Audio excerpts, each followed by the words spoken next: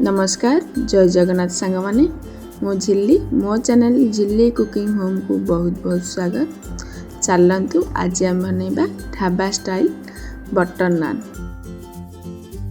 चलतु प्रथम आम गोटे मिक्सिंग बाउल लेबा सेतिरे 2 कप मैदा 1 table spoon sugar powder 1 teaspoon baking soda half teaspoon baking powder ता सहित स्वाद अनुसार लूण को देबा सेथिरे 1/4 कप दही और 1 कप क्षीर को देई एही सब को भल भाबरे मिसई नेबा।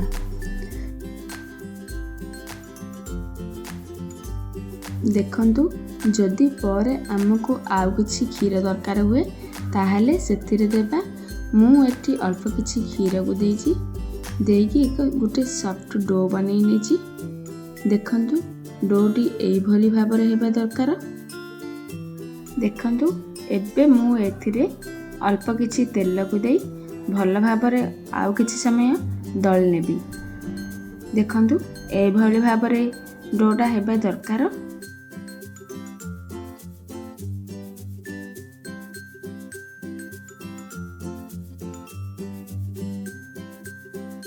चलतु एबे याकू कवर करी गोटे घंटा पई रेस्ट करिया छाड़ नेबा।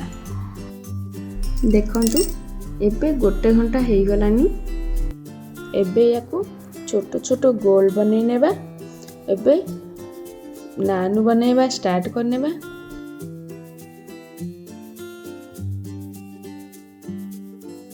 देखंतु एई भली भाबरे गोटे गोल नेबे ताकू एई भली भाबरे गोल कर नेबे। एबे अल्प किछि मैदा को देई नान बनैबा स्टार्ट करबा।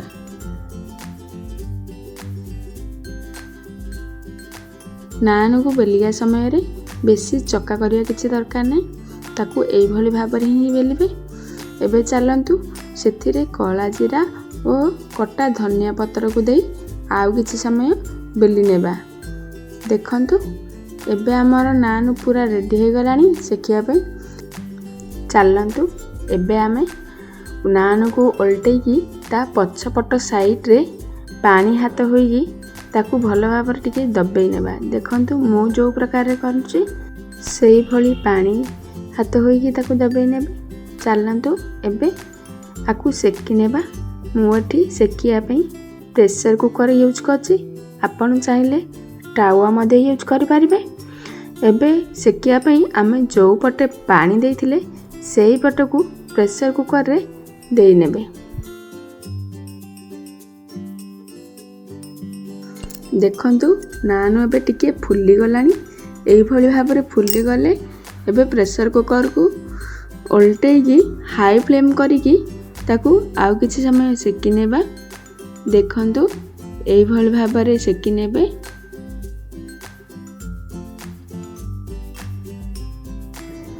देखंतु नान भी पूरा रेडी हो गलानी।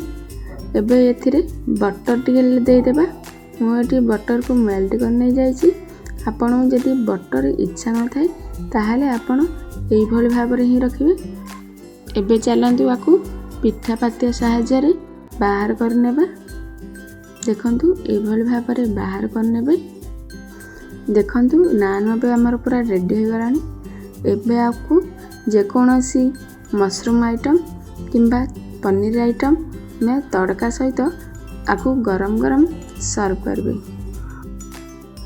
मोर जदि एई भली नुआ नुआ वीडियो देखिया को आपन को भल लागु थाए ताहाले मो चैनल को लाइक शेयर एंड सब्सक्राइब करियो जम्मा भी भूलिबेनी।